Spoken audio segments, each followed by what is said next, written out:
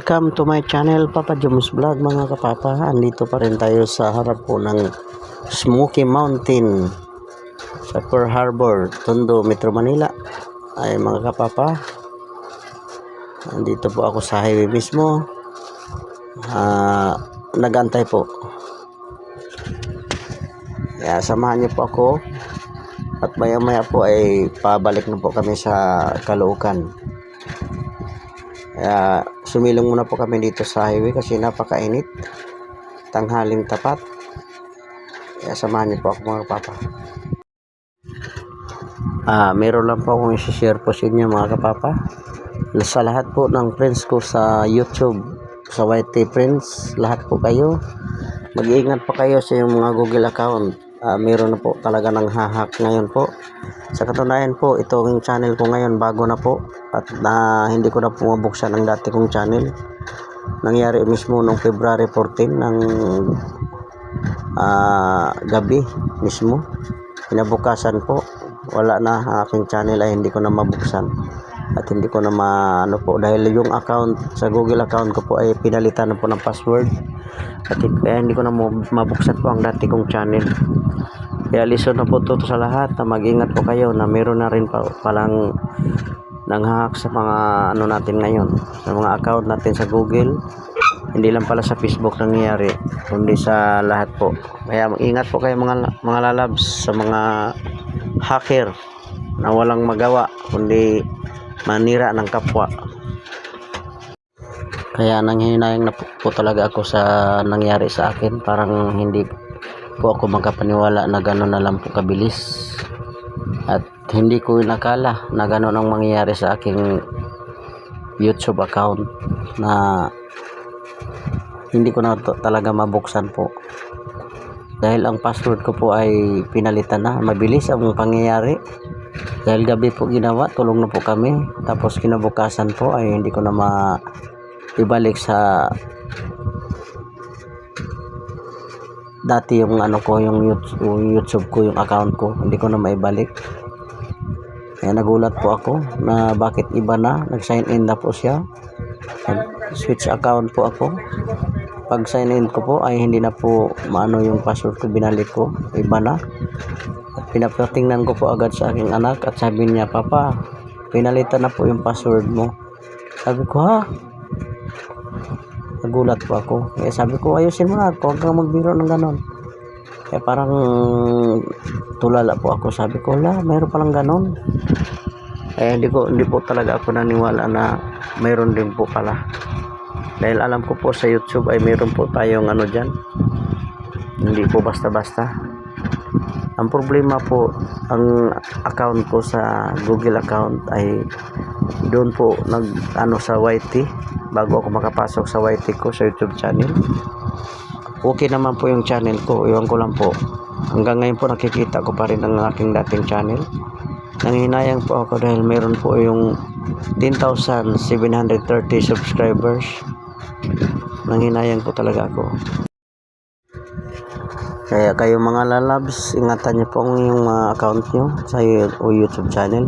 Ingatan nyo po. Huwag po kayo basta-basta mag-open ng mga link. Ako, hindi naman po ako nag-open ng mga link na ano po. Nagulat nga ako. Hindi ko talaga alam. Hindi ko talaga lubos maisip kung bakit po nangyari. Hindi mo iniisip na gano'n ang mangyari sa iyo na pagising mo. Nako.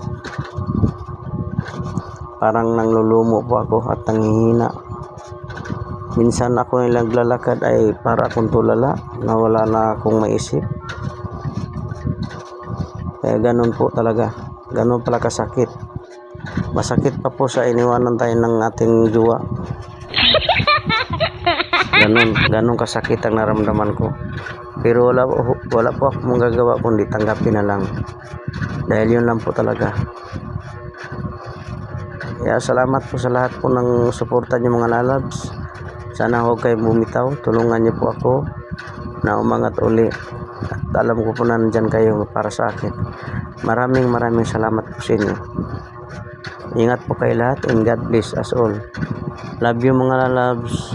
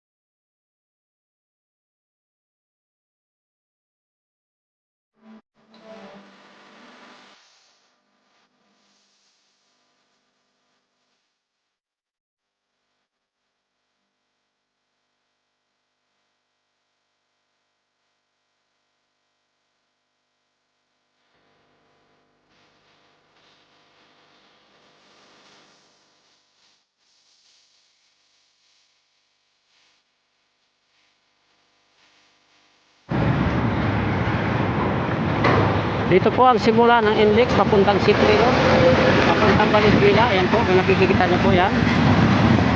Ayan po, yung kabila po ay pabalik, papuntang pier. Andito po ako ngayon sa Pier Harbor, Metro Manila. Ayan po dito po start po sa C3, ano, makita nyo po. Ayan, yan po yung start ng NLEX. Yan. Baybayin po natin to hanggang C3 po. Ito po yung bridge ng Sawata sa C3 Road. Ayan po, makita niyo po may ano rin doon, tambakan ng mga van. Yan. Doon po galing yung C3 papuntang Bipil. Yan. Papuntang Bipil yan. Dito naman po papunta ng Caloocan. Yung kabila ay dagat-dagatan yan. Dagat-dagatan yan. Ayan po. Dito po kami sa kanto ng Sawata. Sawata C3 Road. Ayan po, makita nyo yan. Ayan, yung mga bahay na yan. Sawata po yan. Ayan. Dito po ako mismo sa taas, sa bridge. Ayan po, doon ako galing. Pauwi na po kami, galing kami ng pier, galing kami ng Manila Harbor. Kaya pauwi na po kami, dumaan po kami dito. Hanggang dulo po, pupuntahan namin. Abante po kami. Ayun, kasama ko po sa unahan. Ayan po yan, papuntang ano po, papuntang MC, Nabutas. Ayan, C3. Yan po yung pa C3. Yan, dito doon C3 Road. Yan. Kami kakaliwa na po dito. Dahil pupunta po kami, doon lang kami lulusot sa Malabon. Dagat-dagatan po ang daan namin. Let's